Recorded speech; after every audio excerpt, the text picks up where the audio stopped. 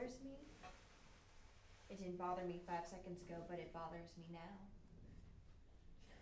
The phrase something is to be said for. What? The phrase something is to be said for. See, there are two outcomes of that phrase. Either A, you don't make any point and have nothing to say on the matter, making you either not that smart or not that knowledgeable on the topic.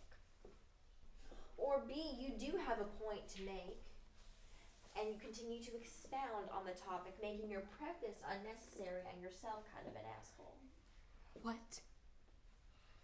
Well, I was sitting here thinking, rehearsing what I was going to say before you came in, and I kept starting with there's something to be said for. What is there to be said for? Well, I was going to lead off with there's something to be said about a teenage girl who helps murder her own family, torture her own father, and then play pretend that she was manipulated and is the real victim in all this. But I suppose all there is to be said is that it's pretty fucked up. The average interrogation lasts about an hour and almost never extracts any admissible evidence, nevertheless a confession that means shit. The average detective has proven no better at discerning lies than Joe Schmo. Plus, you're a murderer with a heart cold enough to kill her own creators. So you're either a fantastic liar or fantastically crazy. Point is, I likely don't get diddly squat, and if anything, this will help your case. What's the point of you telling me all this? Get in my head. Filibuster enough that I can't form a thought. Scare me just enough. The point is, in all reality, this is all charade.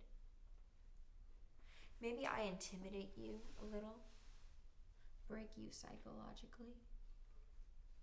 Maybe I help the prosecution a little, or I fuck up and help the defense a lot. I don't understand. Is this a game? Well, I'm going to opt to use this as an opportunity to lay down a scenario for you. In a while, you'll go to court and have 3 options.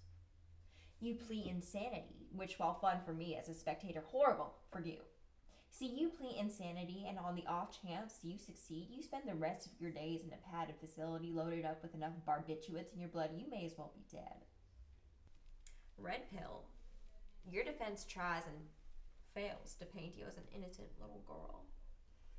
And you'll be loaded up with enough pentobarbital to kill a cat. Okay. And what's my third option? Go to prison and lose my life for something that wasn't my fault. Your third option is you fess up. You sign our lovely form and continue by pleading guilty. Maybe find God, pretend to be a broken child, and fall ass backwards into 15 years behind bars.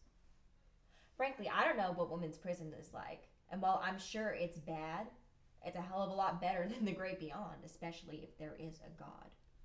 I'm a kid. I was in a bad situation. I don't deserve to have my life ripped away from me. I'm a victim. Primal Fear was a pretty big hit. Pretty sure Norton got some sort of award for it. So let's just assume that most, or at least some, of the jury has seen the movie. The little doll-eyed charade won't hold up in court. What would you do if you were me? Just let yourself rot? Just give up? I'm not you. I wouldn't be in that seat. But if you were? I'd sign this form. Plead guilty. Cry mercy, pray to Jesus. And if after all that you still find yourself to be a horrible, despicable person, I'd hang myself and hope there's no one waiting for me on the other side.